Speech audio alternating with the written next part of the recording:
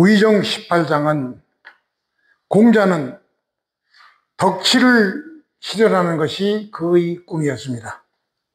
그러므로 정치에 참여하는 선비들이 우선 자기 수양을 하고 도덕을 실천하는 군자가 되어야 한다. 그러기 위해서는 우선 군자는 각각 다식해야 하고, 그래서 하기편이 의정편 앞에 놓은 이유가 있는 것입니다. 그러나 배움만으로 모든 것이 해결되는 건 아닙니다. 스스로 생각해서 절대선의 천도를 기준으로 하고 선악시비를 가려야 합니다. 이를 전제로 본문 보겠습니다.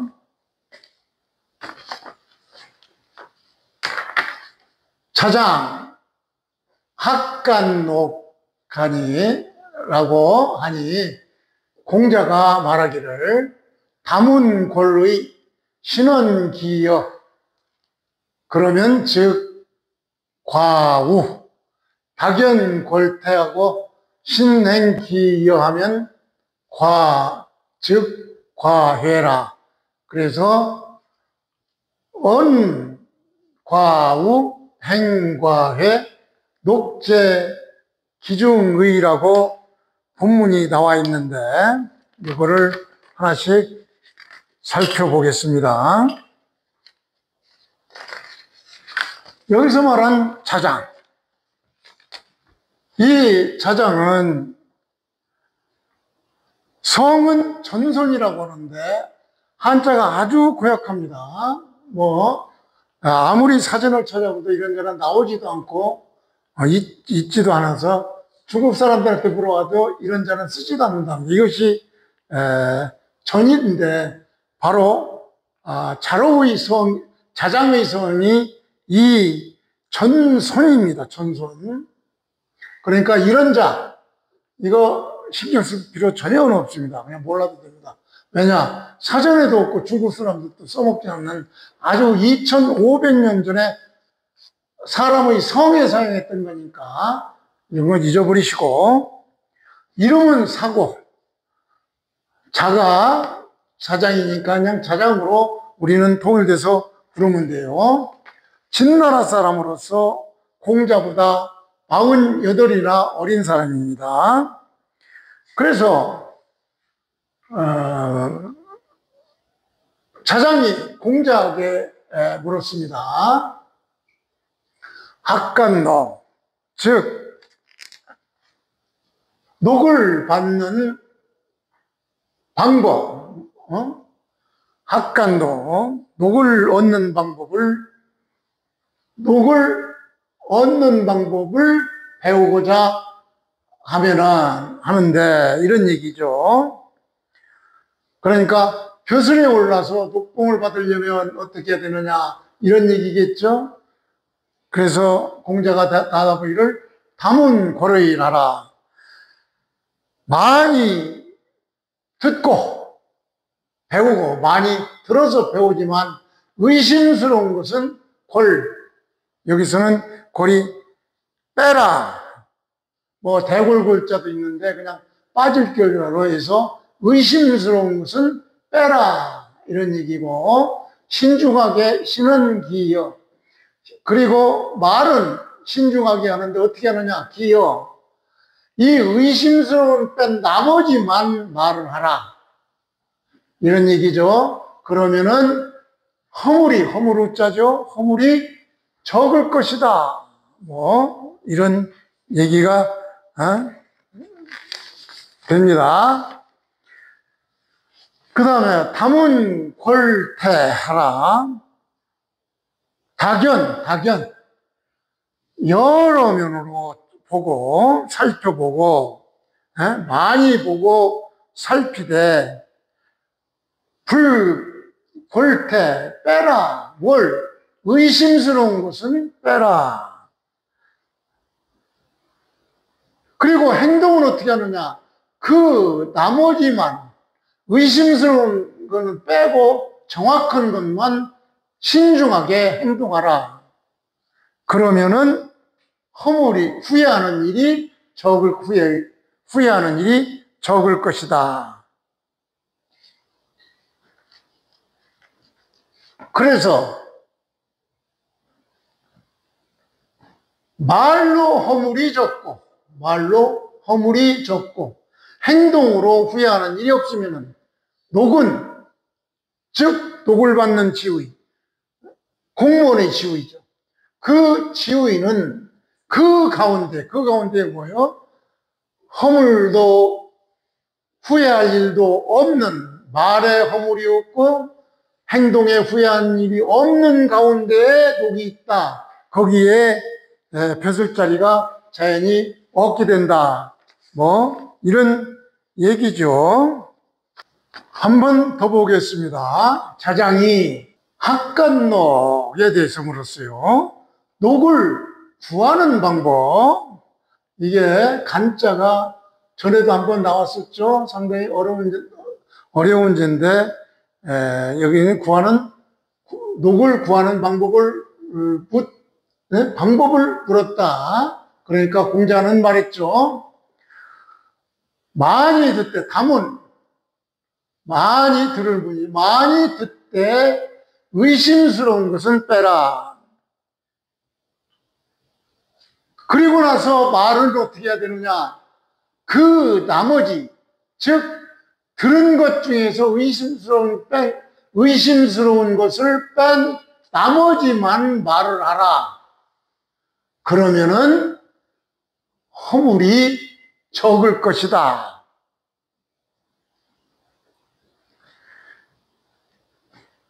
그 다음에 dak연골태, 많이 보고 많이 견문을 넓히고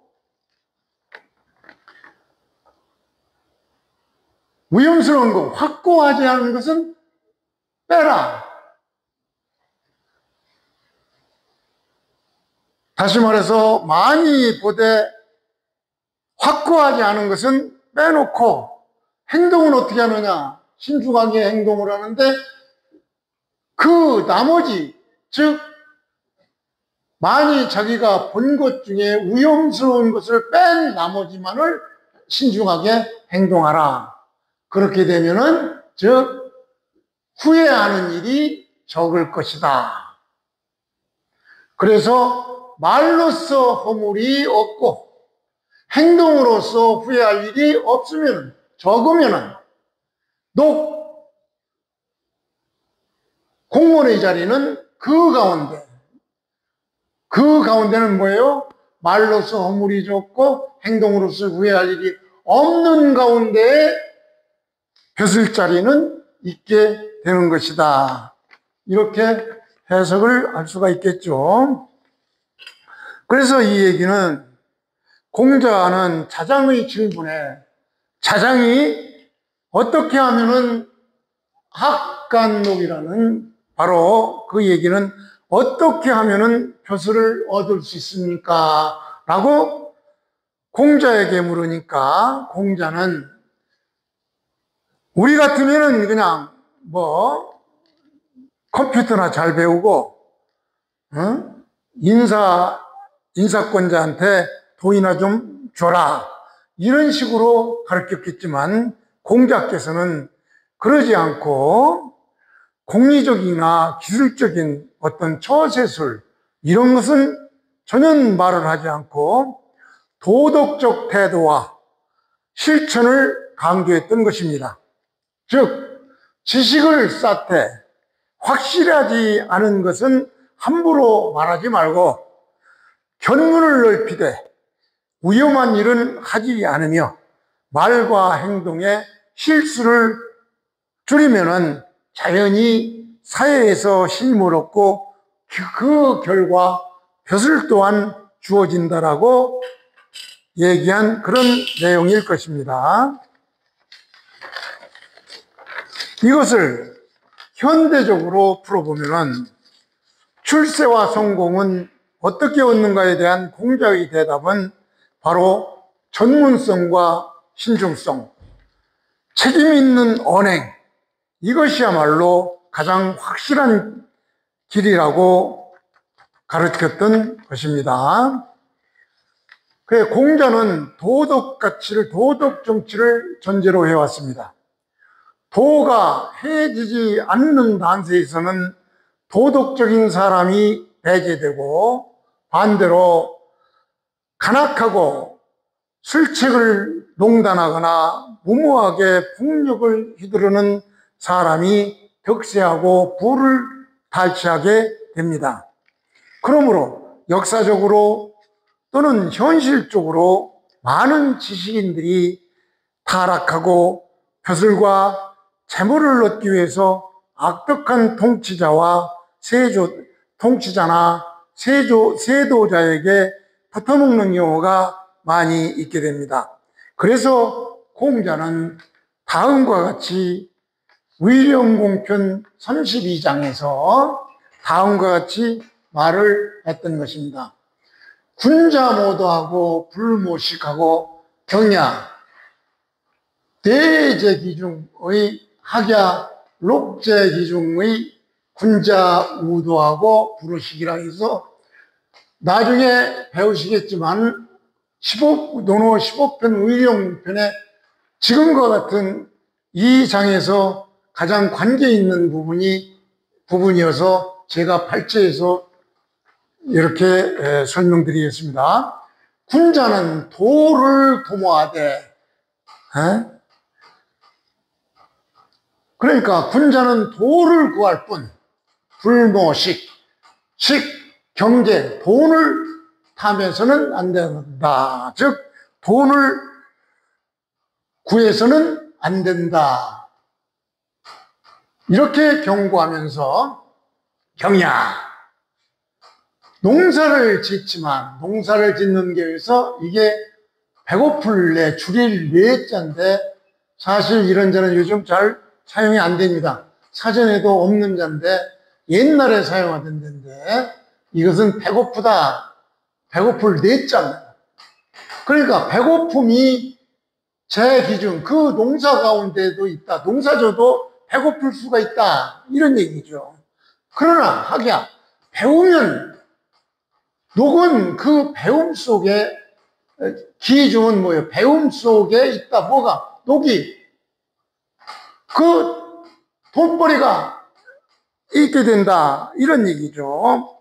그래서 군자는 도를 걱정을 하고 위를 걱정하고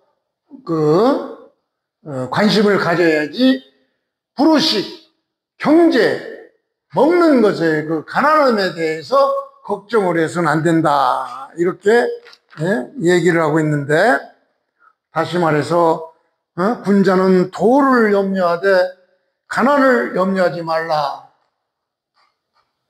위령공 32편에 32장 이곳에 이런 말이 있어서 지금 내용과 비슷해서 한번 인용해 봤습니다. 당시 춘추 전국시대, 공자시대에 공자학당에 공자 밑에 모여든 많은 학생들 중에는 평민계층이 많았을 것입니다. 따라서 이 사람들은 배워서 입신 출세하고 벼슬을 얻고자 한 청년들이 많았을 것입니다. 그러므로 차장이 어떻게 하면은 벼슬에 올라 높음을 받을 수 있을까라고 학관록을 이렇게 물었습니다. 그러자 공자는 자기 한 사람이 먹고 사는 것보다 도덕 정치 실현을 염원하고 노력해야 된다고 이와 같은 말을 강조했습니다. 이것은 공자의 본래 이 말의 취지는 도를 우선해야 한다는 그런 가치를 강조한 것입니다.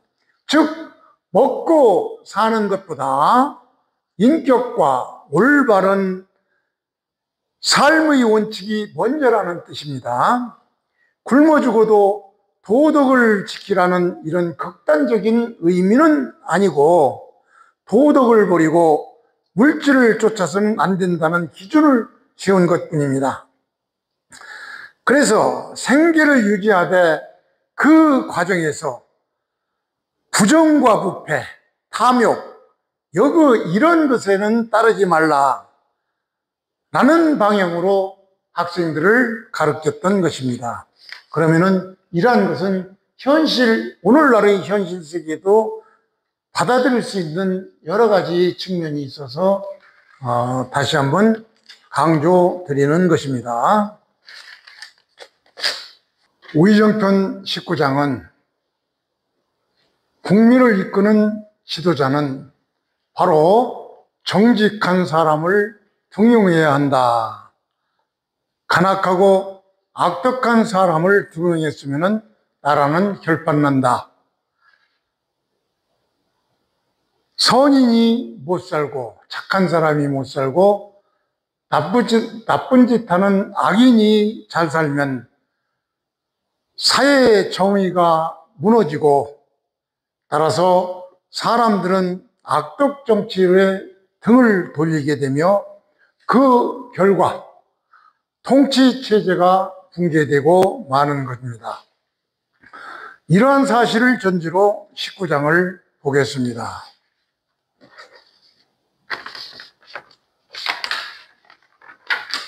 애공분할, 하위, 직민복, 공자왈,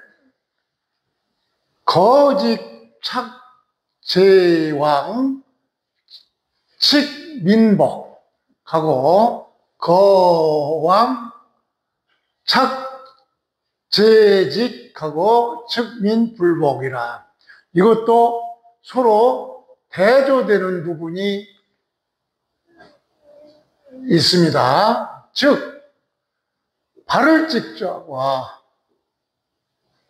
이 구분왕, 요 두 개만 구별하면 쉽게 해석이 되는 장입니다.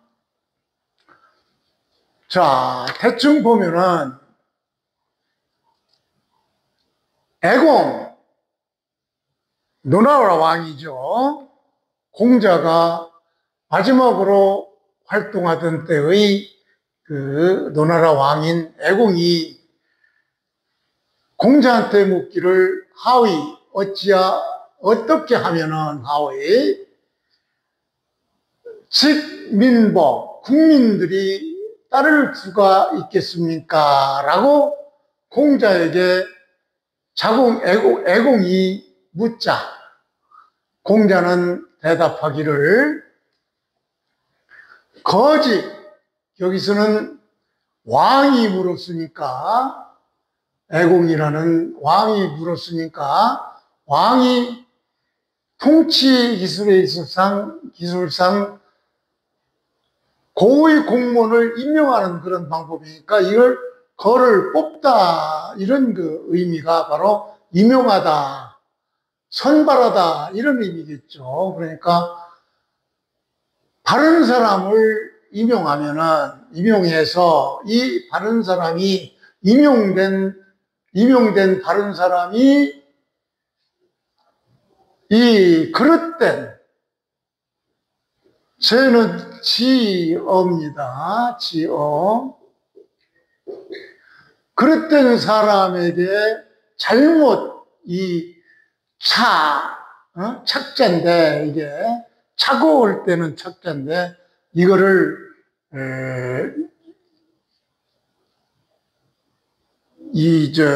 논어에서는 이 착을 결이라고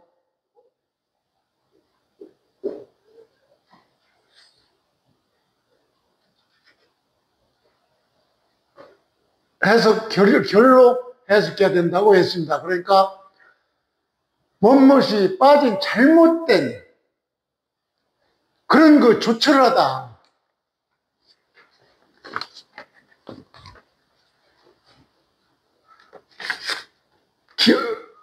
착이 결이 아니라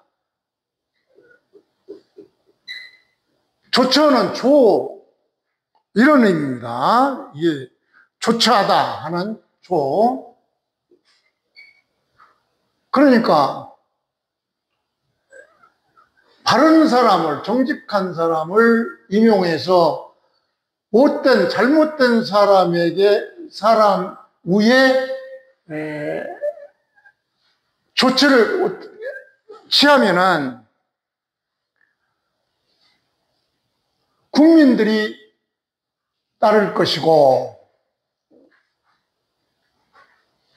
다시 한번 보면은 이때 지금 다시 말해서 고위공무원이 청렴하고 바른 사람, 이런 사람을 임용해서 이런 사람이 바로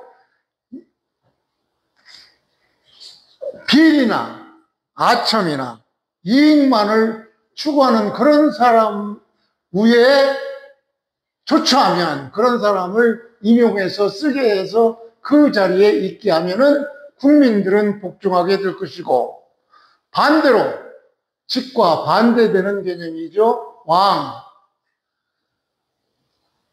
비리나 아첨이나 이익만을 추구하는 사람을 뽑아서 임용해서 정직한 사람 위에 조처를 하면은, 그런 사람을 지도자로서 앞에 내세우게 된다면은 그때는 국민이 따르지 않을 것이다, 이런 의미죠.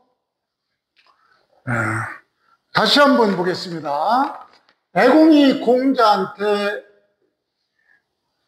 묻기를, 어떻게 하면은 국민이 왕을 따를 수 있겠습니까? 왕의 명령에 따를 수 있겠습니까? 라고 묻자 공자는 이렇게 말했습니다. 거짓, 청렴하고 바른 사람을 임용해서 비리나 아첨이나 이익을 추구하는 사람을 거느리게 하면은, 이 조치하다, 이 얘기가 결과적으로 거느리게 하면 이 소리게 되겠죠. 그러면은 국민이 그에 따를 것이고, 비리나 아첨이나 이익을 추구하는 사람을 임용해서 그야말로 정직한 사람에게 따르게 한다면은, 그런 사람을, 이러한 아첨꾼이 이런 정직한 사람을 거느리게 한다면 국민들은 불복, 따르지 않을 것입니다 라고 얘기했습니다. 그러니까 여기서 대조되는 바로 직과 왕에 대한 구별만 하면은 해석은 바로 되죠. 한자로는 고들직자인데 이 직은 바르다, 여기서 인사행정에서 얘기하는 이런 직은 바로 청렴하고 바른 사람, 이런 사람을 의미하고 있겠죠. 이는 구분 왕자인데, 이 구분 사람, 즉 사특한 사람, 이런 의미인데, 이 구분 사람, 사특한 사람은 바로 비리나 아첨이나 이익만을 추구하는 이런 사람, 이런 사람이 고위 공무원이 되면은, 저런 사람이 고위 공무원이 되어서 올바른 사람을 거느리게 하면은 국민들은 따르지 않을 것이다, 이런 의미가 되겠죠. 자, 여기서 나오는 주공, 이 주공에 대해서 언급을 해보겠습니다. 주공은 노나라 27대 군주입니다. 노애공이라고 해서 약 BC 509년부터 495년까지 노나라를 통치한 사람인데, 공자가 말년에 섬겼던 임금이기도 하죠. 공자가 정치 현실에 크게 뜻을 피우지 못했던 시기로서의 군주로서 애공의 지휘시에는 노나라의 사만, 맹손씨, 숙손씨, 개손씨, 이 세 대부그룹인 가문들이 실권을 쥐고 있었던 때입니다. 그래서 임금은 형식적 권위만 있을 뿐이지 실제 정치는 귀족 세력, 이 사만, 맹손씨, 숙손씨, 개손씨가 좌지우지하고 있었던 시기입니다. 그러면은 지금 애공이 공자한테 물었는데 애공과 공자와의 관계는 어떤 관계였느냐? 공자는 젊어서 여러 나라로 떠돌아다니며 정치 참여를 시도했습니다. 그러나 뜻을 이루지 못하고 결국 다시 노나라로 돌아옵니다.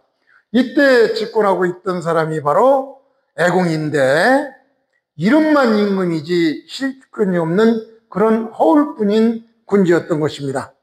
애공은 공자의 가르침을 묻기만 하고 실제 받아들여 실행할 수가 없었습니다.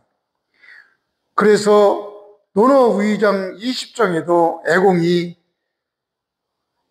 노국에 임금은 있지만 실제 권세는 상가에 있다라고 말하자 공자는 그러면 나라에 임금이 없는 것과 같다라고 대답하기도 했습니다. 애공은 공자의 학문적, 도덕적 권위를 존중했지만 실제 정치 계획에는 무역했습니다. 정리해 보면은 형식적인 관계일 뿐이지, 즉 임금 외공과 신하 공자 이거는 형식적인 관계일 뿐이지 실질적으로는 임금이 공자에게 도덕 정치 원칙을 자문하지만 현실 권력은 사만 세력에 눌려서 실천을 거의 못하고 있었습니다.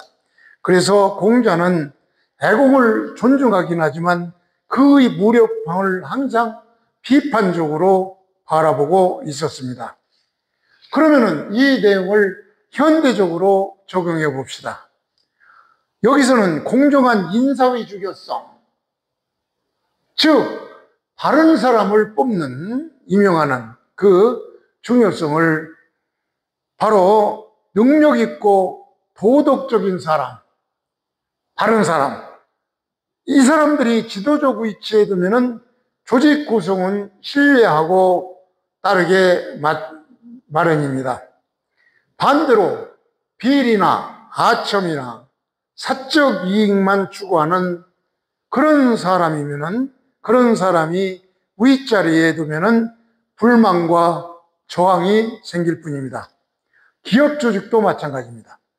기업에서도 성실하고 실력 있는 직원을 인정하고 승진시키면 사내 문화가 건전해집니다.